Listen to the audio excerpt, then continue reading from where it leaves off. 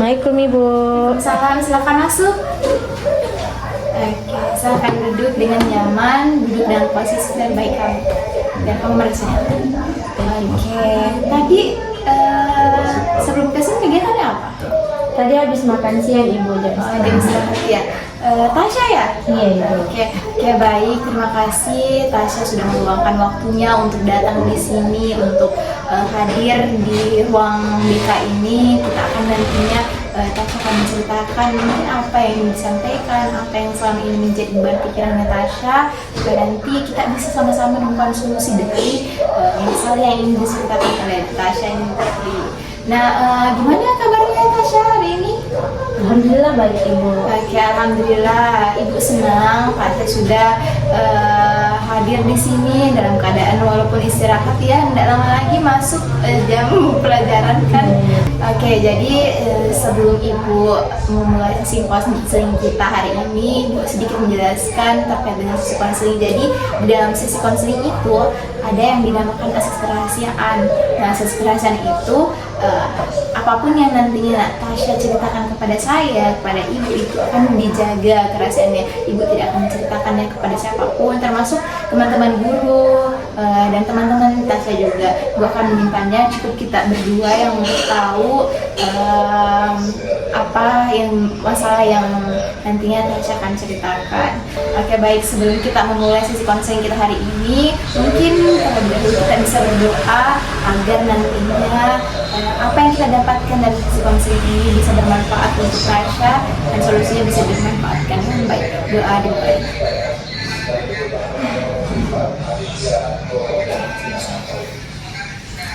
Oke, baik. Jadi sebelum kita mulai sesi konseling kita hari ini, kita akan menggunakan persepsi dulu terkait dengan waktu, kesepakatan waktunya ya. Jadi mungkin sesi konseling kita akan berjalan sekitar 40 menit sampai 45 menit. Apakah Tasya bersedia? Iya Ibu, saya bersedia. Tapi sebenarnya saya masih takut Ibu bercerita.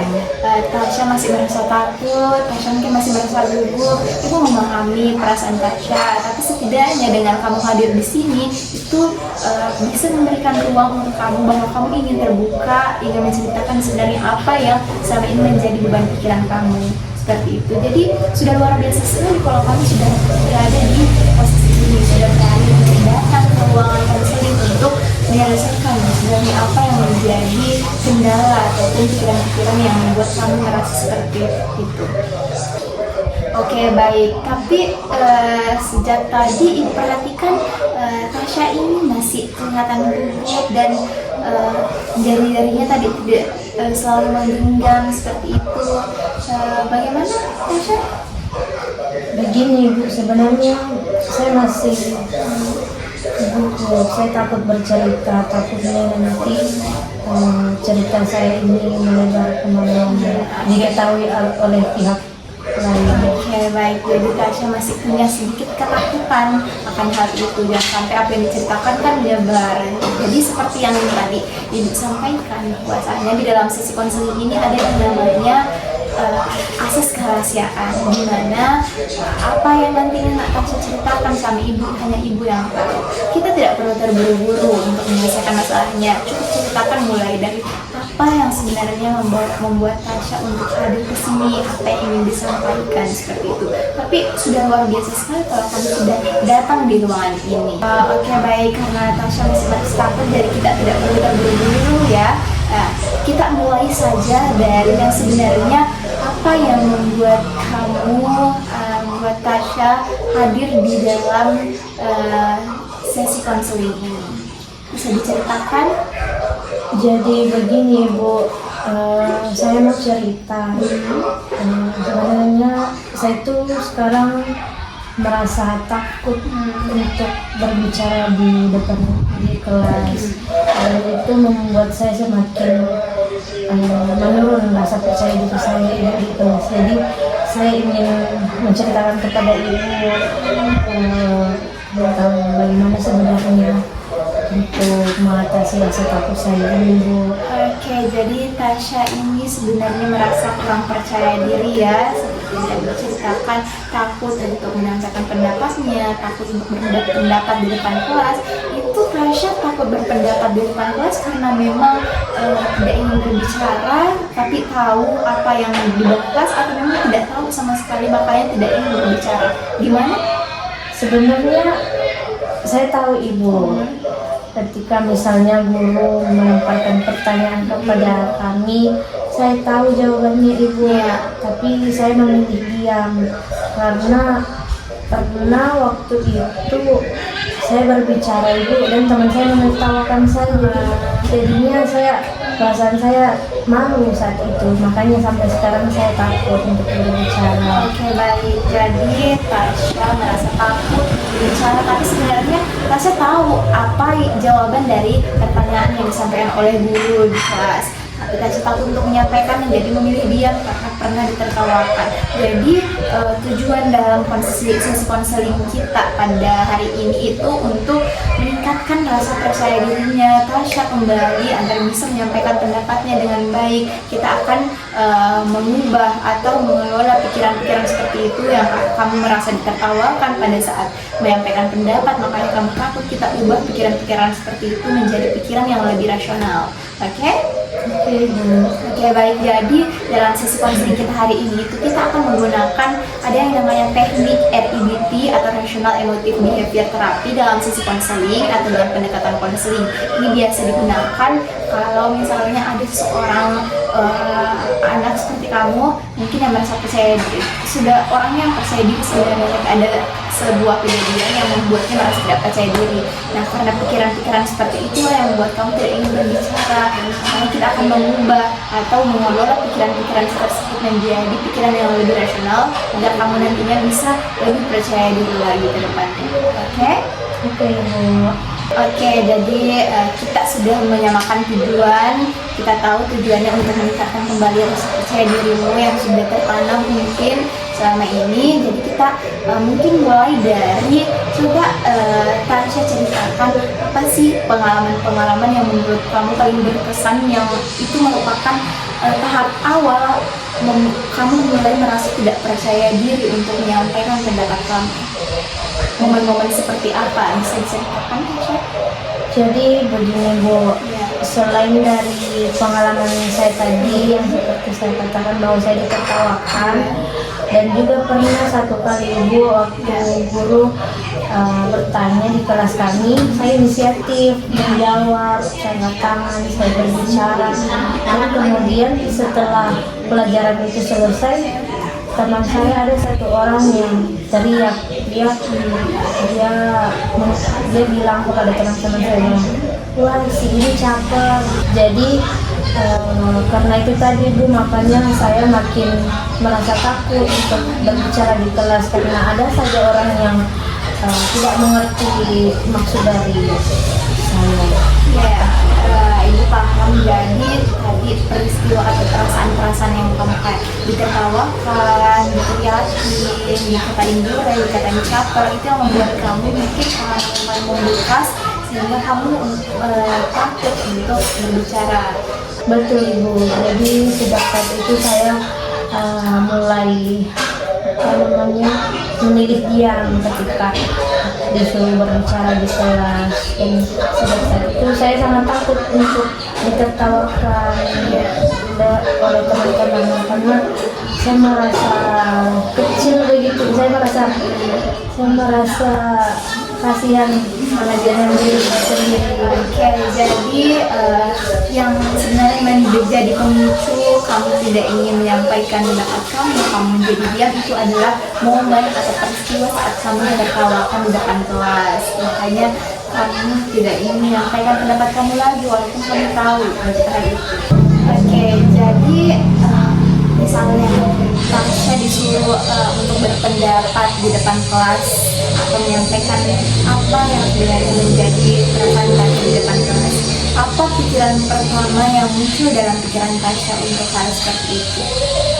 Kalau seperti itu saya pasti langsung berpikir Ibu bahwa kalau saya salah berbicara saat itu pasti saya akan ditertawakan dengan teman-teman yang lain. Oke, jadi Tasya meyakini bahwa kesalahan-kesalahan yang nantinya akan disampaikan oleh Tati itu akan membuat nantinya Tasya akan dipermalukan di depan kelas. Betul, betul seperti itu Ibu. Makanya karena saya tidak mau malu, jadi saya lebih memilih untuk diam. Oke, jadi seolah-olah Tasya ini dalam pikirannya ada yang tertanam bahwa apa yang kamu sampaikan nanti di depan kelas atau sama siapapun itu harus benar. Betul Ibu, saya berpikir seperti itu bahwa misal kalau memang saya mau berbicara hal itu harus benar, karena jangan sampai saya dipermalukan. Karena kalau misalnya salah, biasanya kan kamu menertawakan seperti itu. Oke, jadi kalau misalnya Tasya mempercayai pikiran tersebut, apa yang Tasya lakukan atau apa yang Tasya rasakan pada saat itu? Yang saya rasakan pada saat itu Ibu, saya langsung jadi gugup, jantung saya berdebar-debar, kemudian tangan saya juga dingin. Jadinya saya memilih untuk diam. Oke, jadi perasaan-perasaan seperti itu yang membuat kamu menjadi seperti ini. Kalau misalnya ada pertanyaan yang disampaikan walaupun kamu tahu. Nah, perasaan kamu pada saat itu kalau misalnya kamu tahu nih, tapi kamu tidak menyampaikan apa yang kamu ketahui, kamu memilih diam atau menghindar, apa yang kamu rasakan? Setelah itu Ibu, saya langsung merasa kecewa tentunya sama diri saya sendiri, karena sebenarnya saya tahu jawabannya, cuma karena saya memilih diam, padahal sebenarnya saya bisa menjawab itu pertanyaan saat itu Ibu. Cuma jadi saya memilih diam, makanya saya kecewa sama diri saya sendiri. Oke, jadi rasa tidak percaya diri itu yang membuat kamu merasa cemas, merasa menghindar dari pertanyaan itu, merasa tidak percaya diri untuk menyampaikan hal-hal yang kamu ketahui pada saat itu. Oke, baik. Tadi sudah disampaikan bahwa kamu merasa kecewa, merasa pada saat kamu tahu jawabannya tapi kamu tidak bisa menyampaikannya, kamu merasa kecewa. Nah, mari sekarang kita uji pikiran-pikiran itu menjadi lebih objektif. Kita lihat apakah pada saat kamu menyampaikan sebuah pendapat dan ternyata salah, pendapat yang kamu sampaikan misalnya ini salah, apakah semua orang yang ada dalam kelas itu menertawakan Tasya? Kalau dipikir-pikir tidak semua sih Bu menertawakan saya. Oke, jadi kita garis bawahi bahwa tidak semua teman-teman kamu menertawakan kamu pada saat kamu salah. Oke, baik. Jadi kita coba gali lebih dalam.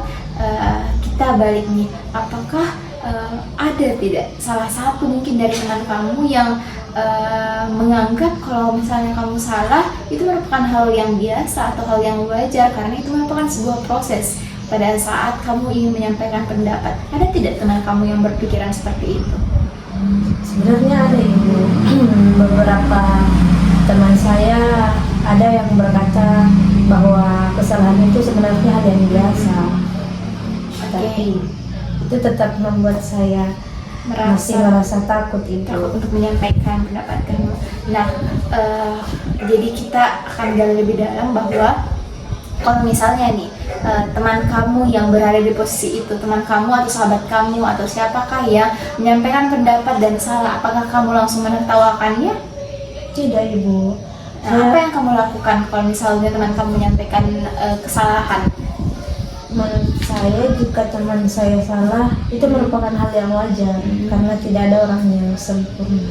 Oke, bahwa sebenarnya tidak ada orang yang sempurna. Jadi kamu tahu bahwa sebenarnya semua orang ini tidak ada yang sempurna. Semua orang bisa salah, semua orang bisa menyampaikan pendapatnya atau argumennya masing-masing. Oke, tepat sekali. Jadi apakah benar-benar berarti atau kesalahan itu benar-benar berarti membuat kamu kayak merasa memalukan atau tidak mampu? Tidak Ibu, menurut saya kesalahan itu merupakan proses dari belajar. Oke, bagus sekali yang tadi kamu sampaikan bahwa belajar itu merupakan sebuah proses. Jadi diam itu sebenarnya bukan satu-satunya cara untuk melindungi diri kamu agar tidak tertawakan, tapi bagaimana kamu bisa mencobanya atau berlatih untuk berbicara, menyampaikan pendapat kamu agar nantinya kamu bisa merasa puas dengan apa yang kamu sampaikan. Jadi itu cara kita menyampaikan pendapat itu merupakan sebuah proses dalam belajar, seperti itu.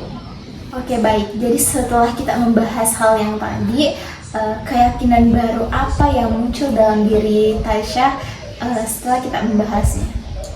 Setelah membahasnya itu saya lebih yakin bahwa kesalahan itu merupakan hal yang wajar, dan jika saya berbuat salah belum tentu semua orang menertawakan saya.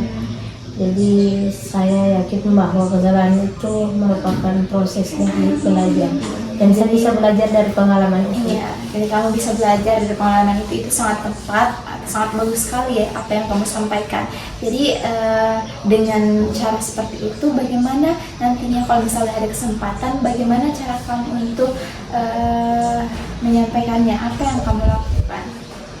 Tentu saya melihat hal itu sebagai proses belajar, Ibu, bukan lagi sebagai ancaman bagi saya. Oke, jadi kamu tidak melihat lagi bahwa kalau kamu misalnya ditertawa, kalau kamu yang terkandung pendapat, kamu tertawakan, kamu tidak merasa bahwa itu merupakan ancaman lagi. Jadi kamu berani untuk mencoba, sudah mau untuk membuka diri. Jadi sudah ada keyakinan yang tumbuh dalam diri kamu bahwa belajar atau menyampaikan pendapat itu merupakan proses dari belajar. Tidak semua orang itu benar. Oke, jadi sekarang Tasya, bagaimana perasaannya ketika mungkin Tasya ini memikirkan kamu berbicara di depan kelas? Kalau sekarang saya merasa lebih tenang sih, Bu. Saya juga mulai tidak terlalu takut seperti sebelumnya. Oke, jadi meskipun Tasya mungkin masih sedikit merasa gugup, masih takut-takut untuk menyampaikan pendapatnya, tapi setidaknya Tasya sudah bisa, sudah lebih siap untuk lebih percaya diri menyampaikan mungkin apa yang sebenarnya menjadi kemampuan dalam diri Tasya, seperti itu. Iya, Bu. Saya juga merasa lebih berani sekarang untuk berbicara di kelas nantinya. Iya, itu sangat bagus. Semoga nantinya kamu sudah bisa berbicara, mengangkat tangan ketika ada pertanyaan-pertanyaan dari guru, dan memang itu kamu tahu jawabannya, silahkan untuk berbicara, jangan lagi diam ya. Ya, Bu, siap. Oke, baik. Jadi Tasya, untuk menguji keyakinan baru kamu, bagaimana kalau kita bikin satu action plan yang bisa kamu gunakan nantinya kalau misalnya ada kesempatan di dalam kelas, setidaknya kamu bisa berpendapat satu kali di dalam pelajaran atau kegiatan layanan BK juga bisa. Apakah kamu siap untuk mencobanya? Iya, Bu, saya siap mencoba. Oke, jadi begini, kamu sudah siap untuk mencobanya. Jadi pada saat mungkin nantinya pada saat kamu ingin mencobanya dan perasaan-perasaan atau pikiran-pikiran seperti yang sebelumnya itu muncul, kamu bisa mengatakan pada diri kamu sendiri bahwa saya tidak perlu sempurna, saya tidak harus sempurna, bahwa tidak semuanya apa yang saya sampaikan itu harus benar. Jadi ini merupakan proses belajar. Itu bisa menjadi afirmasi atau penguat dalam diri kamu supaya kamu bisa lebih berani lagi untuk mencobanya. Jadi kamu bisa nantinya menulis bagaimana perasaan kamu sebelum mencoba, sebelum menyampaikan pendapat kamu, dan setelah menyampaikan pendapat kamu. Kamu catat apa perasaan yang muncul ketika sebelum dan setelah menyampaikan pendapat. Nanti kita evaluasi di minggu berikutnya, oke? Oke, Bu, siap. Oke, baik. Kalau kamu sudah siap dan sudah ingin mencobanya, semoga apa yang kita bahas hari ini itu bisa menjadi pengalaman bagi kamu. Kamu juga bisa belajar untuk mencoba hal-hal yang tadi sudah kamu rencanakan. Oke, jadi minggu depan kita ketemu di ruangan ini. Nanti Ibu konfirmasi lagi sama Tasya bagaimana kesiapannya. Kalau memang ada mungkin kegiatan lain yang menghambat pertemuan kita, mungkin bisa dijadwalkan kembali. Jadi jangan lupa ya, kegiatannya di rumah mungkin bisa melatih dirinya untuk lebih percaya diri lagi. Mulai sekarang setidaknya sudah bisa mengembangkan rasa percaya dirinya di depan kelas sama teman-temannya. Hilangkan perasaan-perasaan yang mungkin membuat kamu merasa tidak percaya diri seperti pikiran-pikiran tadi. Jadi kita latih ya mulai sekarang. Oke, baik, siap Ibu. Oke, baik. Sebelum itu Ibu mau mengucapkan bahwa Tasya sudah hebat sekali, sudah datang di sini dan mengikuti sesi konseling dengan sangat baik. Terima kasih atas waktu yang diberikan, sekitar 40 menit tadi. Semoga apa yang Tasya dapatkan di dalam sesi konseling kita ini bisa bermanfaat untuk Tasya dan bisa dijalankan dengan baik. Ya Ibu. Oke. Terima kasih Ibu. Iya, sama-sama. Habis ini belajar apa? Di sini belajar matematika Ibu. Iya. Oke, nanti kita ketemu di pekan depan di hari yang sama ya. Nanti kita bahas waktunya. Oke, terima kasih Ibu. Pamit dulu Ibu Iya. ke kelas. Oke, hati ya. Ya Ibu. Hmm.